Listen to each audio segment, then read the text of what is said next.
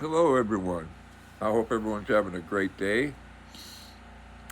A friend of mine recently sent me a video, which was actually, after I viewed it, it was quite disturbing. And it's about the fentanyl crisis that we're having here in America and in Canada.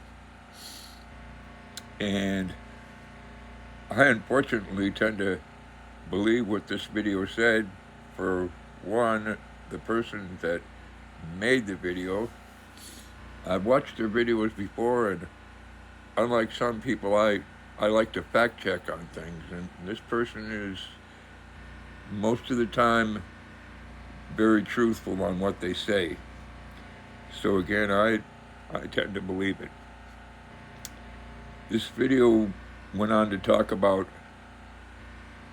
the tariffs and stuff like that President Trump threatened Canada with. And again, before we get going on this, I have nothing against Canadian people. There's a lot of wonderful Canadian people, just like there are a lot of wonderful American people.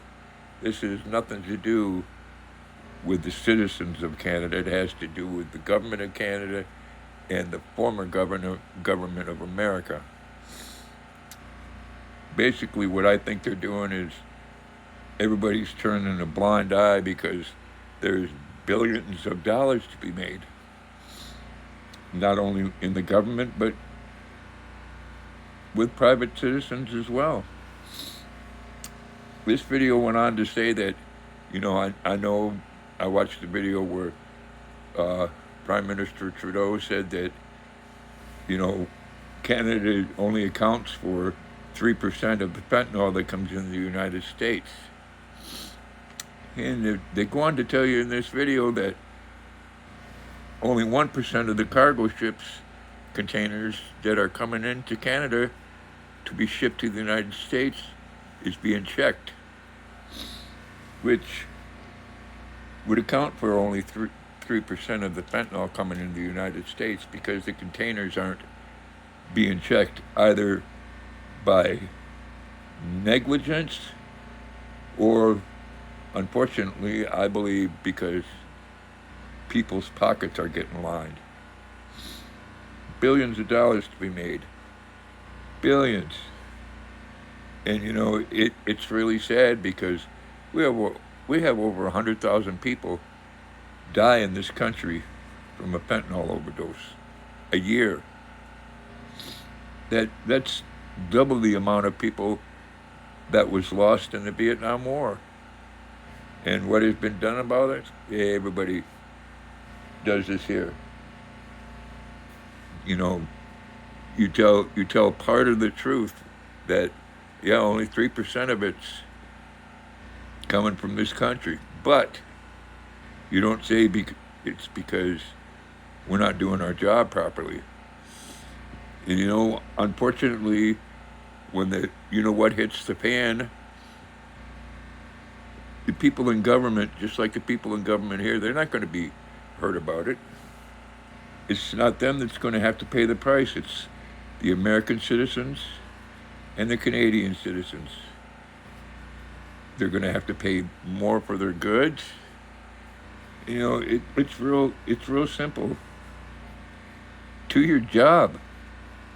You need to stop this from happening. You need to stop the drugs from coming in from the Mexican border and from the Canadian border. And we have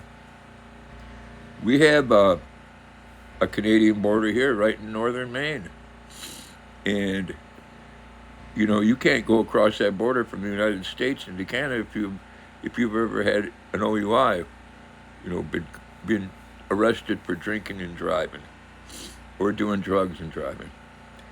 And I can't. It's just unbelievable that they will let things come across the border into the U.S. without checking them properly, either on the Canadian side or on the side of the United States.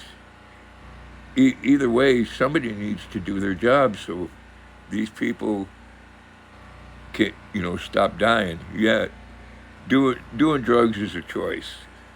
period. But, unfortunately, when people make that choice, then their mind and their body tells them that they don't have any other choice but to keep on doing it. And you know what?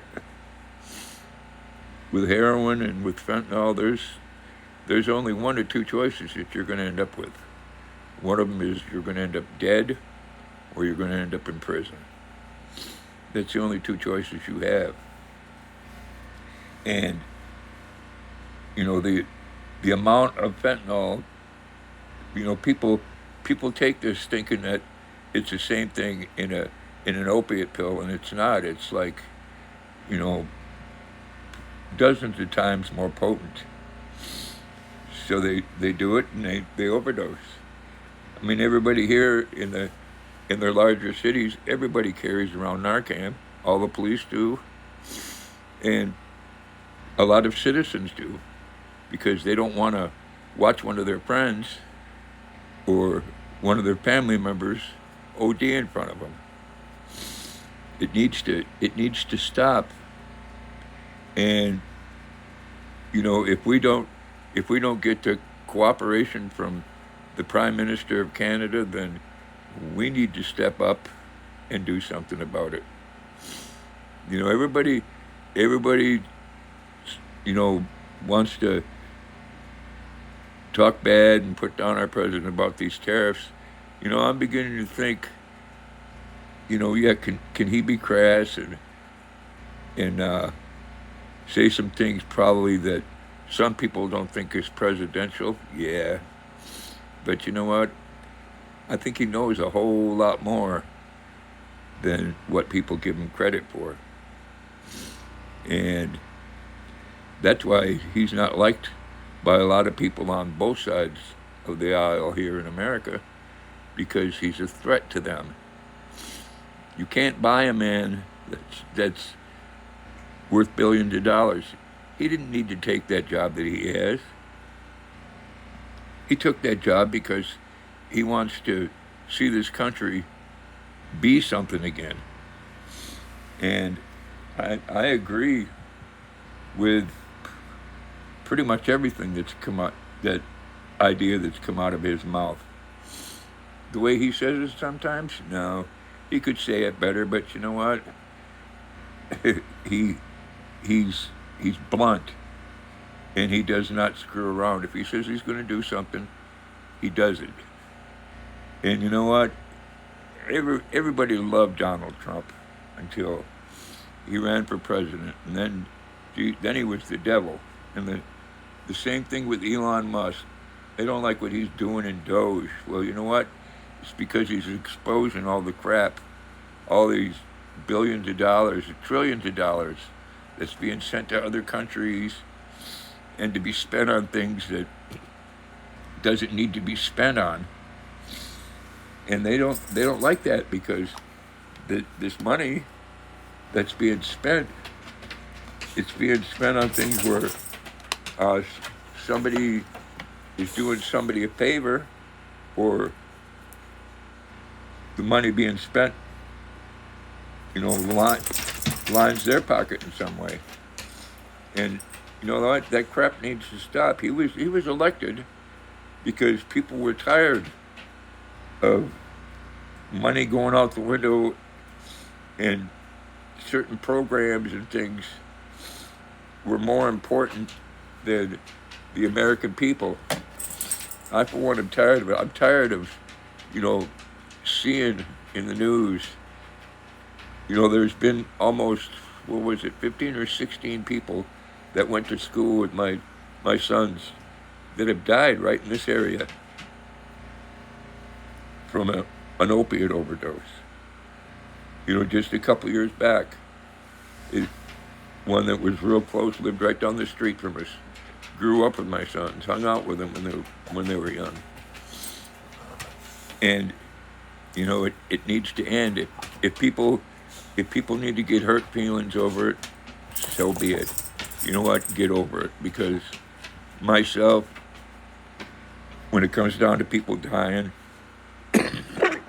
excuse me, or hurting your feelings, I do not care about your feelings. Okay?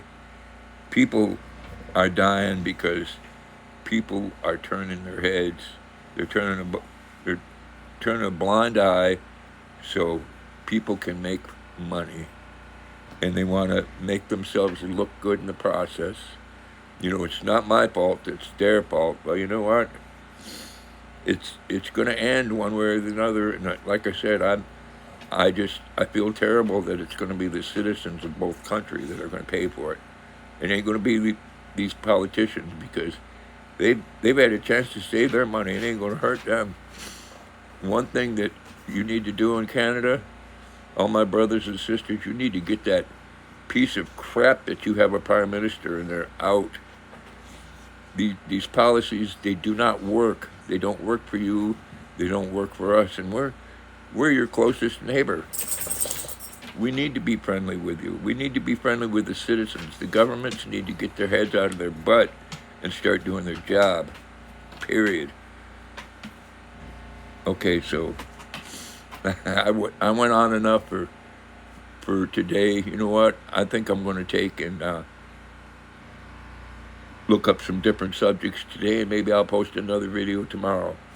But in the meantime, you all be safe and be happy, and be informed. Don't take everything for face value.